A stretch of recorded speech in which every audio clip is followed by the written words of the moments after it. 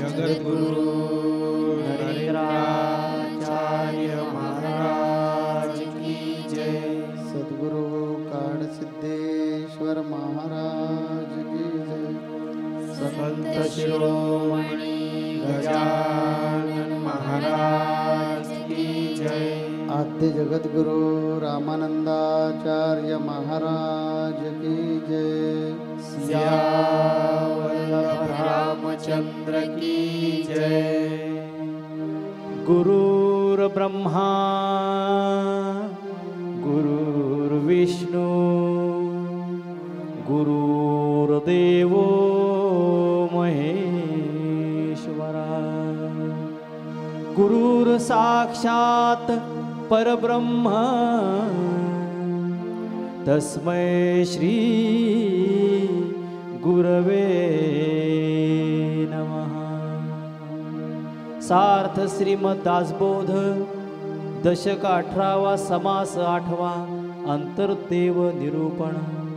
श्रीराम ब्रह्म निराकार निच्छळ आत्म्यास विकार चंचळ तयास म्हणती सकळ देवैसे। म्हणून विचार असावा विचार देव शोधावा बहुत देवांचा गोवा पडोची नाही। आत्मा वर्तवितो शरीर तोची देव उत्तरोत्तर।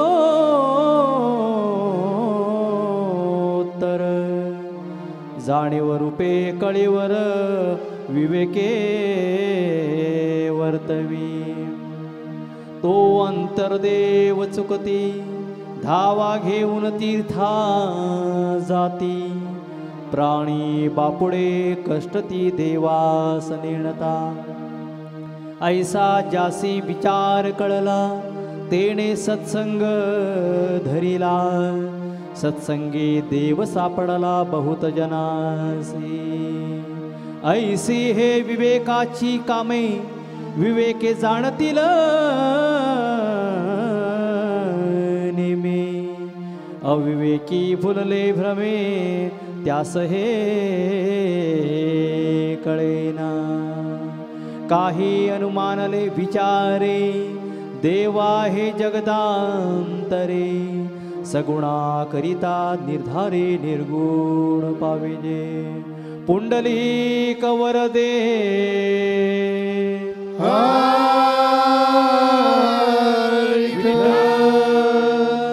श्री ज्ञानदेव तुकाराम पंढरीनाथ महाराज की जय। जगद्गुरु नरेंद्राचार्य महाराज की जय। जगद्गुरु श्रींच्या दिव्य महन्मंगल पावन चरणकमलाला वंदन करून त्याचप्रमाणे माऊलींच्या कृपाछायेत निश्चित मनाने विसावलेल्या माऊलींच्या सर्व लाडक्या भाविक भक्तांना श्री गुरुदेव। भाविको, गेल्या आठवड्यात आज जो दासबोधमधला दशक 18वा समास 8 अंतर्देव निरूपण याविषयी रामदास स्वामींनी निरूपण केलेलं आहे। परंतु गेल्या आठवड्यात आपण माऊलींच्या अमृततुल्य वाणीतून एवढं सुंदर निरूपण ऐकलेलं आहे। अमृताचा वर्षा माऊलींनी केलेला आहे की आपण सर्वजण तृप्त होऊन गेलेलं आहे, ज्ञानानं चिंब होऊन झालेलं आहे आणि अजूनही त्याच आपण म्हणजे ज्ञानकक्षेत वावरत आहे। या समासामध्ये रामदास स्वामींनी काय सांगितले? अंतर्देव निरूपणमध्ये रामदास स्वामी सांगतायत की या समाजामध्ये रामदास स्वामींनी देवाचा शोध कसा घ्यायचा याचं सुंदर असं निरूपण केलेलं आहे। रामदास स्वामी म्हणतायत की देव शोधायला गेलं तर देवाचा पत्ता लागत नाही। तीर्थाटन झाले, तीर्थक्षेत्र झाले, तीर्थातील देव झाले, अवतार झाले, प्रतिमा झाले, परंतु देव काय सापडला नाही। देव देवळात नाही, देव मशिदीत नाही, देव गुरुद्वारमध्ये नाही, देव चर्चमध्ये नाही। असा देव नेमका आहे तरी कुठं, असं रामदास स्वामी आपल्याला प्रश्न विचारत आहेत आणि आपल्या शंकेचं उत्तर देत आहेत।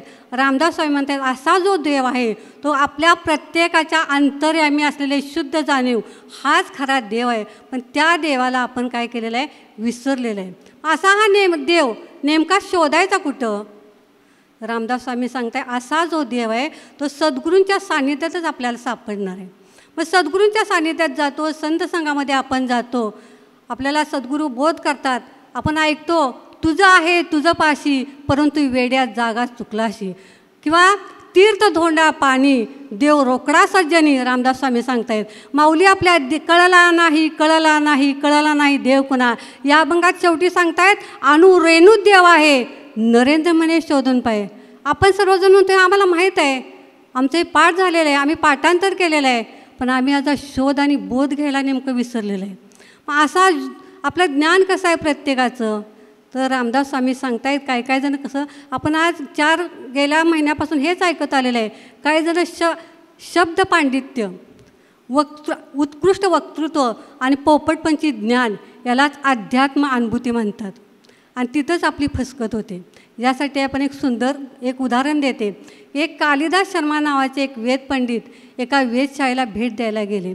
वेधशाळेला भेट गेल्यानंतर वेधशाळेच्या अगदी दरवाजापाशी एक पोपटानं अतिशय सुंदर सुसंस्कृत शब्दात त्यांचं त्या कालिदास शर्मांचं काय केलं स्वागत केलं. त्यांना अतिशय आनंद झाला की पोपट एवढा संस्कृतमध्ये बोलतो आहे, म्हणजे वेधशाळेतले बाकीचे तर किती सुंदर बोलत असतील, पोपटाला जर एवढं ज्ञान आहे. म्हणून ते कालिदास शर्मा जे होते ते त्या पोपटाजवळ गेले. पोपटाजवळ गेल्यावर त्यांच्या असं लक्षात आलं की पोपटाच्या दोन्ही पायात दोऱ्या बांधल्या होत्या. तर त्यावेळेस त्या कालिदास शर्मांनी प्रश्न विचारला की ह्या पोपटाच्या दोन्ही पायात दोऱ्या का. तर त्या वेधशाळेचे प्रमुख म्हणले की उजव्या पायातली दोरी ओढली की पोपट सगळं रामायण 4 वेद ऋग्वेद यजुर्वेद सामवेद अथर्ववेद याचं ज्ञान सांगतो, आणि डाव्या पायातली दोरी जर ओढली तर संपूर्ण महाभारताचा तोंडपाठ आहे. एवढा आघात दान या पोपटाचा आहे. तर त्यावेळेस ते कालिदास शर्मा म्हणाले पोपटाला किंवा त्या वेधशाळेच्या प्रमुखांना जर दोन्ही दोऱ्या ओढल्या तर पोपट म्हणला मूर्खा मी मेलो तर. म्हणजे यातून बोध काय घ्यायचा असं आपलं ज्ञान आहे, पाठांतर सगळं आहे, पण आपण काय करतो आहे अजून अनुकरण केलेलं नाही, आचरणात आलेलं नाही आणि नुसतं शब्द पांड्यावर त्यावर आपण भर दिलेला आहे. आणि म्हणून जगद्गुरू नरेंद्र माऊली आपल्या अमृतवाणीत काय सांगतायत की तुम्ही गंगा कावेरी स्नान करा, तीर्थाटन करा, दानधर्म करा किंवा सप्तसागराची यात्रा करा, परंतु जन्ममृत्यूच्या फेऱ्यातून सुटण्यासाठी वंदनीय अशा जगद्गुरूंना भेटायला विसरू नका. कारण का सत्य ज्ञान हाच वेदांताचा गाभा आहे, ते एका सद्गुरू वाचून तुम्हाला कोण सांगू शकत नाही. आणि म्हणून देव जर बघायचा असेल तर पहिल्यांदा सद्गुरूंना आपण शरण गेलं पाहिजे, अनुग्रह घेतला पाहिजे. पण अनुग्रह घेतल्यानंतर लगेच देव सापडणार आहे का? अजिबात नाही. आपल्यातून आचरणशुद्धी होणं घडणं गरजेचं आहे. आणि त्याच अमृतवाणीत माऊली आपल्याला त्यासाठी उपदेश करतायत आपल्या सगळ्या शिष्यांना. माऊली काय सांगतायत की नुसतं सत्शिष्य बनण्याचा प्रयत्न करू नका. तुमच्या साधनेनं, तुमच्या अभ्यासाने, तुमच्या वर्तनाने, तुमच्या चारित्र्याने असं शिष्य बना की तुमच्या नावाचा कुठं जरी उल्लेख झाला तर सद्गुरूंच्या अंतःकरणात आनंदाच्या लहरी उमटल्या पाहिजे आणि सद्गुरूंचं हो माझा आहे असं अभिमानानं म्हणलं पाहिजे. अशी अपेक्षा, असं वागणं आपल्या प्रत्येकाकडून ज्यावेळेस घडणार आहे त्यावेळेस आपल्याला अंतर्देवाची जाणीव होणार आहे. आणि म्हणून ज्यावेळेस 18 जुलै 2008 साली माऊलींचे गुरुपौर्णिमेला प्रवचन केलं होतं त्यावेळेस माऊलीने हाच विषय घेतला होता की अंतर्देव शिष्यामधला अंतर्देव केव्हा प्रगट होतो आणि कसा प्रगट होतो आणि त्यासाठी शिष्यानं काय केलं पाहिजे. माऊलींच्या शब्दात आपण सांगूया. माऊलींनी सांगितलं होतं गुरु साक्षात परब्रह्म, असा ज्याचा भाव आहे, असा ज्याचा दृढ विश्वास आहे तोच मोक्षाचा अधिकारी होतो. गुरु आज्ञा झेलण्यासाठी जो तत्पर असतो त्याच्यावर गुरुकृपा झालीच समजा आणि तो मोक्षाचा पण अधिकारी होत असतो. गुरूंना मनोमन शरण गेल्यानंतर जीवनात बदल होतो आणि सद्गुरू काय करतात तर आपला अहंकार शोधून घेतात आणि दया, क्षमा, शांती, नम्रता, शालीनता, विनम्रता म्हणजे हा दैवी गुणाचा विकास सद्गुरू कृपेनं आपल्यामध्ये होत असतो. माऊलींनी सांगितले गुरु हा शेतकरी आहे, तो सतत पेरत असतो. गुरुने दिलेलं ज्ञान आत्मसात करणारा जो शिष्य आहे तो शिष्य गुरूंना अतिशय प्रिय असतो. जो शिष्य गुरूंचे विचार अंतःकरणात नोंदवत नाही त्याचं पोपटपंची ज्ञान व्यर्थ जातं, त्याचं जीवन व्यर्थ जातं आणि त्याच्या जीवनात कधीही बदल होऊ शकत नाही. त्याचप्रमाणे माऊलींनी सांगितलं आहे मासा कसा आहे, मासा पाण्यात राहतो पण पाणी जर प्यायचं झालं तर तो उलटा होतो. त्याप्रमाणे आपण काय केलं पाहिजे, माऊलींनी सांगितलं इंद्रिय उलटी करा म्हणजे अंतर्मुख व्हा. आणि त्यावेळेस तुम्ही अंतर्मुख होणार आहे त्यावेळेस चराचर व्याप्त जे चैतन्य आहे ते आपल्याच हृदयात कसं आहे ह्याचं गुरुकृपेनं त्या शिष्याला ओतपर्यंत ज्ञान होणार आहे. म्हणजे असीम निष्ठा असलेल्या शिष्यावरच सद्गुरू कृपा करतात आणि नामारूपासह सर्व विश्व ब्रह्मरूप असल्याचा भास किंवा रोखठोक ज्ञान सद्गुरू त्या शिष्याला देत असतात. गुरु आज्ञेचं तंतोतंत पालन केलं पाहिजे. गुरु कार्याचा प्रचार आणि प्रसार केला पाहिजे. मिळेल त्या मार्गानं सद्गुरू सेवा केली पाहिजे. सद्गुरू सेवा करताना ही लहान आहे मोठी आहे कोणतीही सेवा करताना ही सेवा माझ्या गुरुनी दिलेली आहे. गुरुनी माझ्यावर विश्वास टाकलेला आहे आणि तो विश्वास सार्थकी करणं हे माझं आद्य कर्तव्य आहे. असा जो भाव आहे तो प्रत्येक शिष्यामध्ये रुजला पाहिजे.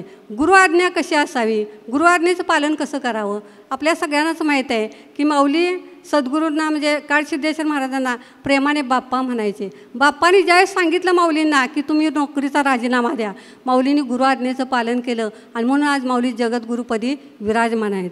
त्याचप्रमाणे ज्ञानेश्वर माऊलींचे वडील विठ्ठलपंत रुक्मिणी माता विठ्ठलपंतांनी ज्यावेळेस संन्यास घेतला आणि ज्यावेळेस गुरूंच्या लक्षात आलं की आपल्या शिष्या प्रापंचिक आहे सद्गुरूंनी आज्ञा केली की तू परत प्रपंचात जा. कारण सद्गुरूंना माहीत होतं की जगाचा उद्धारक ज्ञानेश्वर माऊली यांच्या पोटी जन्माला यायचे आहेत. म्हणजे ज्यावेळेस सद्गुरू आज्ञा करतात त्यामध्ये काहीतरी मर्म दडलेलं असतं पण ते आपण जाणून घेत नाही. आणि म्हणून आध्यात्मिक क्षेत्रात माऊली नेहमी म्हणतात की ज्याला गुरु आज्ञा समजली त्यालाच अध्यात्म समजलं. आणि पदोपदी हे आपण लक्षात ठेवलं पाहिजे की मी म्हणजे देह नाही तर मी म्हणजे आत्मा आहे. अहम ब्रह्मास्मी. चराचर व्याप्त जे चैतन्य आहे ते चैतन्य माझ्याच हृदयात आहे. पण त्या चैतन्याची जर आपल्याला ओळख करायची असेल तर आपण सद्गुरूंना वारंवार मी सांगते की मनोभावे शरण गेलं पाहिजे. गुरूंची सेवा केली पाहिजे. आणि ज्यावेळेस गुरुकृपा होते त्यावेळेस जसं ज्ञानेश्वर माऊलींनी सांगितले की आकार उकार मकार हे तिन्ही एकवटले ते म्या गुरु कृपेनं मिले आदिबीज. म्हणजे आकार उकार मकार ब्रह्मा विष्णू महेश हे तिन्ही माझ्या देहातच एकवटलेत. पण ते मी केव्हा पाहिलं तर ज्यावेळेस माझ्या गुरूंची माझ्यावर कृपा झाली त्यावेळेस चराचर व्याप्त जो ईश्वर आहे तो माझ्यामध्ये जर अमूल्य असं ज्ञान आगाध असं ज्ञान अनुभवाचं ज्ञान माझ्या सद्गुरूंनी मला भाल केलं. आज मी पण माऊलींच्या सान्निध्यात ठामपणे सांगते की माऊलींनीसुद्धा माऊलींच्या सान्निध्यात आल्यानंतर मला हीच जाणीव करून दिलेलं आहे हे ज्ञान दिलेलं आहे की चराचर व्याप्त जो ईश्वर आहे तो तुझ्याच हृदयात आहे. आणि याचं अनुभवसिद्ध ज्ञान आज माऊलींच्या कृपेने मी स्वतः घेत्या. जो देव आहे माऊलींच्या सान्निध्यात आल्यानंतर माऊलीने मला दाखवलं आहे मी पाहिलं आहे मी जाणलं आहे. एवढं ठामपणे आज माऊलींच्या साक्षीनं मी सांगते. कारण माऊलींचं कृपादान तेच तू आहेस तरीसुद्धा सांगायला अजून घाबरतात का तर बघा किती ज्याला असं ज्ञान झालेलं असतं त्या माणसामध्ये लीनता किती असते ती बघा. त्यांना थोडासा संकोच आहे मी असं बोलल्यामुळे माझ्याकडे पुसटचा गर्व येईल का माझ्यात अहंकार येईल काय माऊलीला काय वाटेल ह्याच्यात काही वाटण्यासारखं नाही. जे मी मिळवलं तेच तू आहेस. सगळं जे चराचरामध्ये आहे तेच प्रत्येकामध्ये आहे. म्हणूनच मी सांगितलं ना कळला नाही कळला नाही कळला नाही देव. आम्हाला देव कळला नाही म्हणून आपण मग दगडाच्या देवाची पूजा करतो. मग कोण लक्ष्मीमध्ये अडकलेलं आहे कोण सरस्वतीमध्ये अडकलं आहे कोण म्हसोबामध्ये अडकलं कोण काळूबाईमध्ये अडकलं आहे कोण ज्योतिबामध्ये अडकलं तर कोण मल्हारी मार्तंडमध्ये अडकलेलं आहे. आणि ते सोडायला तयारच नाही. नाही आमचं कुलदैवत अमुक आहे आमचं अमुक तमुक आहे तिकडे ते जावंच लागतं ती परडी घ्यावीच लागते. हे सगळं अडकाअडकीमुळे आपण अडकलो आहे त्रिशंकूसारखे. म्हणून गुरुमार्गात या गुरूंवर पूर्ण विश्वास ठेवा. हे सगळं गुरु मिळेपर्यंत ठीक आहे. कुलदैवत ग्रामदैवत याचा अर्थ ते टाका असा नाही आहे. नाही तर गौतम बुद्धांनी सांगितलं की देव चराचरात आहे देव अणुरेणूत आहे सर्वत्र देवच आहे. तर मूर्तीपूजा करण्याची आवश्यकता नाही. ज्यांना काही कळलं नाही त्यांनी देवाचा तिरस्कारच करायला सुरुवात केली. तेव्हा असा प्रकार नाही आहे. चराचरामध्ये देव आहे देव सर्वत्र आहे. आपण अडकून नाही पडलो पाहिजे. माझा म्हसोबा आहे का तुझं ज्योतिबा आहे माझा खंडोबा आहे की तुझी तुळजापूरची भवानी आहे तुझी महालक्ष्मी की माझी एकविरा ह्याच्यात न अडकून पडता ज्यावेळी आपल्याला गुरुज्ञान होतं त्या गुरु समजून सांगतात की बाबा रे तुझी जी ही इंद्रिय आहेत ती बहिर्मुख आहेत म्हणून तू तिकडे तिकडे तिकडे तिकडे शोधतोस. तर असं बघ जेव्हा असं बघशील म्हणजे हे डोळे जे बहिर्मुख झालेले आहेत ते अंतर्मुख होतील, त्या तुझा लक्षात येईल की हा देहसुद्धा क्षणभंगूर आहे, पण या देहामध्ये असणारं क्षणभंगूर नाही आहे. या देहामध्ये असणारा क्षणभंगूर नाही, या देहाचा नाश होणारा, देहाचा त्याग केला जाणार आहे, पण आत्म्याचा त्याग होणार नाही आहे. हा आपल्या ज्ञानेश्वर महाराजांनी पण एका अभंगामध्ये तेच सांगितलं आहे, निर्जीव दगडाची काय करशील सेवा, तो तुझं निर्देव देईल काय, कवन्या गुणी भुली पडली गवारा, तीर्थांच्या मायेरा नोळखसी, अष्टोत्तरशे तीर्थे जयाच्या चरणी, तो तुझ्याच हृदय भवनी आत्माराम. देही देव आस्था जासी नाना तीर्था, चुकलासी म्हणे आता ज्ञानदेव. म्हणजे ज्ञानेश्वर माऊलींना काय सांगायचं, आपल्यामध्येच देव आहे, आपणच देव आहोत. हे ज्ञान कधी होणार, गुरुमार्गात आल्यानंतर. याचा अर्थ ते झाल्यानंतर बाकीच्यांना सगळ्यांना तुच्छ मानायचं का, तर नाही, ते माध्यम आहे. त्या माध्यमांचा आधार घेत घेत घेत घेत आपण आता संत संघाच्या माध्यमातून गुरूंपर्यंत पोचलो, गुरु केले. आता गुरूंवर जर 100% विश्वास असेल तर गुरूंनी सांगितलेलं आपल्याला पटेल. आणि गुरूंनी सांगितलं आता शोधायचं कुठे, बाहेर नाही शोधायचं, आतमध्ये शोध, तुझ्यात शोध. यासाठीच तर एकनाथ महाराजांनी वाट पाहिली नाही ना, की अरे कावड घेऊन चाललेलं आहे, पाणी घेऊन चाललो आहे, गाढवाला काय पाहिजे, किती लांबून आणलं आहे, रामेश्वरवरून घेऊन आलो आहे, काशीला चाललो आहे, आता कुठे मध्यावरपर्यंत पोचलो आहे, मजल दर मजल करत, किती त्रास, पायाची पायपिटा किती केले, आणि एवढं पाणी आणलं आहे, आणि एका गाढवाला पाजायला का, असं ज्ञानेश्वर म्हणजे नामदेव महाराज, एकनाथ महाराज म्हणाले नाहीत.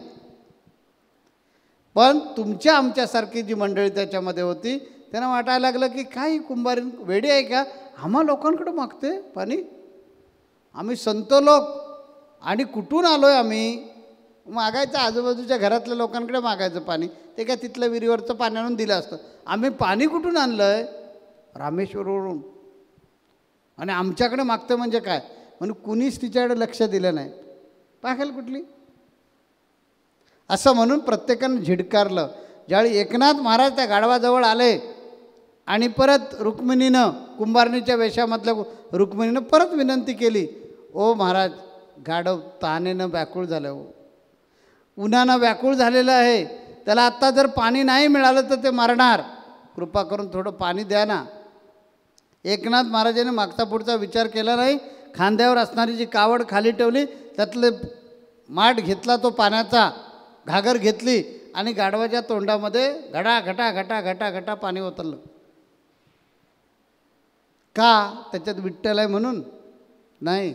एकनाथ महाराजांना जनार्दन स्वामींच्या कृपेनं कळलं होतं की देव संपूर्ण चराचरात अणु रेणू देव आहे, म्हणजे गाढवात सुद्धा देव आहे. ज्या देवाला आम्ही जलाभिषेक करायला चाललेलं आहे, तर इथे त्याला पाण्याची आवश्यकता आहे. आम्ही कसं करतो बघा, की एखादा ग्लासभर पाणी प्यायला मागतो, त्या आपण म्हणतो काय भिकारी, तुला माहिती नाही काय घर कुणाचं आहे ते, आणि मग शहरामध्ये जाऊन पानपोई घालतो, आणि कैलासवासी अमुक अमुक यांच्या स्मरणार्थ अमुक अमुक वगैरे वगैरे वगैरे. तिथे 1,00,000 लिटर पाणी लोकांना वाटतो, पण इथे ग्लासभर पाणी देत नाही. हा दांभिकपणा आपल्यामध्ये का आलेला असतो, कारण आम्ही बाहेर शोधत असतो देवाला. देव बाहेर भेटणार, कर कटेवर उभा विटेवर असा येऊन भेटणार, असा आमचा समज आहे. म्हणून आम्हाला रंजले गांजल्यामधलं देव समजत नाही, तो समजावा म्हणून तो ग्रहपाठ. काय ग्रहपाठ, तुम्ही जगा, दुसऱ्याला जगवा. गुरुजींचं कामच असतं ना ग्रहपाठ देणं. शाळा शिकवली जरी तरीसुद्धा गुरुजी परत अभ्यास काढायला देतच असतात. ग्रहपाठ का, उजळणी झालेली बरी, म्हणून गुरुनी आपल्याला ग्रहपाठ दिला आहे. सातत्यानं झोपेमध्ये उठलो तरीसुद्धा आपण लक्षात ठेवलं पाहिजे. स्वामींनी सांगितलं तुम्ही जगा, दुसऱ्याला जगवा, तशा प्रकारे आपण वागलो पाहिजे. तो नुसता जो माझा संदेश आहे तो पाठ झाला म्हणजे मिळवलं नाही, कृतीत आला तर खऱ्या अर्थानं आपण जगलो, तर खऱ्या अर्थानं आपल्याला अध्यात्म कळलं. आणि ते असं वारंवार होत राहिलं, वारंवार होत राहिलं की मग आपल्यामध्ये जो देव आहे त्याचं साक्षात्काराला किती वेळ लागणार. म्हणून या समासामध्ये समर्थ रामदास स्वामी सांगतात की प्रत्येक साधकानं काय केलं पाहिजे, बाहेर बघायचं सोडून दिलं पाहिजे. बाहेर बघायचं सोडून दिलं पाहिजे. इकडे तिकडे देवाला शोधण्यापेक्षा आपल्या अंतरंगामध्ये जो देव आहे तो जर समजला तर कठीण काय नाही, मग एकदम सोपं आहे. आणि एकदा का समजला की मग माझ्यासारखं विधान कारण सांगा सापाला, जगद्गुरू नरेंद्राचार्य महाराजांची शपथ आहे थांब म्हणून, थांबतो की नाही बघा. हे मी कसं काय सांगतो, तर मला ठाऊक आहे माझ्या गुरूंच्या कृपेनं की त्या सापामध्ये सुद्धा मीच आहे. सांगा त्या विंचवाला, कारण त्या विंचवामध्ये सुद्धा मीच आहे. त्यांच्या शरीराचे आकार वेगवेगळे आहेत. सांगा तुम्ही कुठेही झोपलेले असताना मला उठवा म्हणून, उठवतो की नाही बघा. कारण मला ठाऊक आहे की तुमचं जे शरीर आहे या शरीरामध्ये असणारं चैतन्य मीच आहे, कारण मी संपूर्ण चराचरात आहे, सर्वत्र भरलेलं आहे मी. हे आपल्याला या बोधामधून शिकायचं आहे. मग जर मी सर्वत्र आहे तर माझं कुणी वाईट केलं तर मला आवडेल का, म्हणून कुणाचं वाईट करायचं नाही. कुणी मला प्रसंगामध्ये मदत नाही केली तर चालेल का, म्हणून प्रत्येकाला प्रसंगामध्ये मदत करायची. कधी कुठलीही अडचण निर्माण झाली की मला बोलवलं पाहिजे का, नाही बोलवलं पाहिजे, गरज नाही आहे, मी धावत गेलो पाहिजे. आम्हाला कुठं बोलवलं, तांदूळ अक्षदा ताशे ढोल वगैरे घेऊन कुठं आलात, हे मला मदत कर, हे मला मदत कर, हे मला मदत कर, म्हणून मी नाही आलो, असं जर मनात आपल्या असेल तर ठीक आहे. मला कुठे सांगितली मदत करायला, नाही तर मी केली असती. बरेच जण आपल्यापैकी लोक बोलतात मला सांगितलं असतं तर मी केलं असतं. अरे तुझ्या प्रसंग आला की तुझी अपेक्षा काय असणार, की कुणी तरी बघितलं ना अमुक अमुक माणूस प्रसंगात आहे, त्यानं धावलं पाहिजे, तो माझा आहे ना, धावला पाहिजे. मग तू असा का विचार करत नाही, तू का धावत नाहीस, तूच तिथे आहेस. अशा प्रकारे ज्यावेळी आम्ही अंतर्मुख होऊ त्यावेळेला आपलं पोपटपंची ज्ञान होणार नाही, किंवा आपल्याला जे मिळालेलं जे ज्ञान आहे ते वरवरचं होणार नाही, ते आत्मसात केलेलं ज्ञान होईल. मी कधी बघा मृत्यूला घाबरत नाही. आमच्या मृत्यूच्या गप्पा मी कशा, अगदी एखादी काहीतरी बारशाची किंवा वाढदिवसाची गोष्ट सांगतात किंवा आणखीन काहीतरी मौज मजेची गोष्ट सांगतात असे सांगतो. तुमच्याबद्दल जर काही असं मृत्यूबद्दल बोललं तर वाईट वाटतं, आपलं वैषम्य वाटतं. काय विचित्र माणूस आहे, माझ्या मृत्यूबद्दल बोलतो. मला कधीच काय वाटत नाही. का, कारण मी जन्माला आलोही नाही आणि मरणारही नाही. मी कुठेच जाणार नाही, जाणार आहे ते शरीर जाणार आहे, आणि शरीर आणि मी दोन्ही वेगळे आहोत. हे माझ्या सद्गुरूंच्या कृपाछत्राखाली, छायेखाली, सहवासाखाली हे शिकलो मी. ते शिका असं समर्थ रामदास स्वामींना या समासामधून आपल्याला सर्वांना सांगायचं आहे. म्हणून दगडामध्ये, भिंतीमध्ये, झाडामध्ये, लाकडामध्ये, कुठल्या तरी वस्तूमध्ये देव आहे ही संकल्पना डोक्यातून काढून टाका. तो तेवढ्यातच आहे असं नाही, तो प्रत्येकामध्ये आहे, कणाकणामध्ये आहे ना, कणाकणामध्ये भरला. म्हणून साधू संतांनी त्याचं वर्णन केलेलं आहे. तो सगळीकडे आहे, तो चराचरात आहे. मग चराचरात जर आहे तर आपण बघा गजानन महाराजांचं मी बघताय, मी गजानन महाराजांची अगदी यायचं आणि त्यांच्या दगडाची मूर्ती आहे त्याच्यावर येऊन डोकं ठेवून अगदी प्रेमभावानं पूजा करायची. आणि एखादा माणूस समोर उभा आहे त्याला बिलकुल मदत नाही करायची.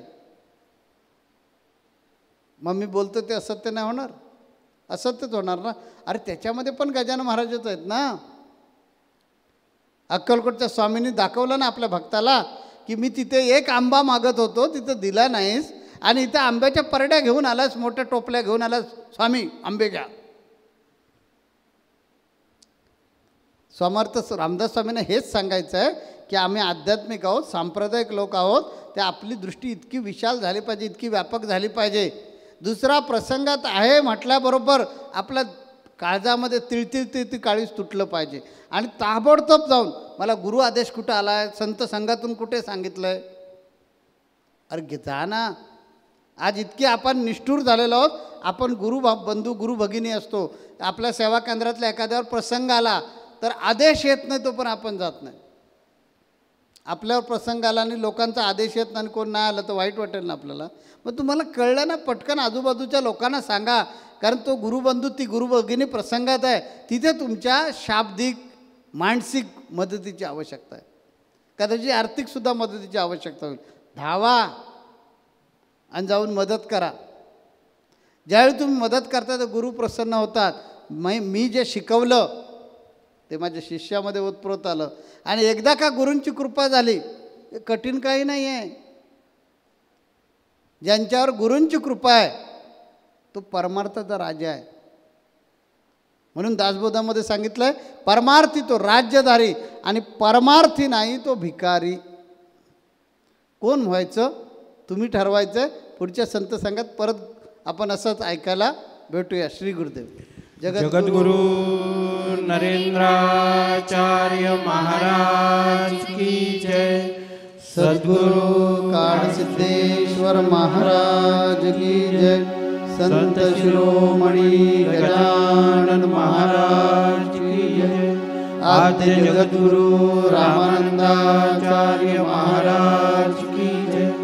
श्याम रामचंद्र की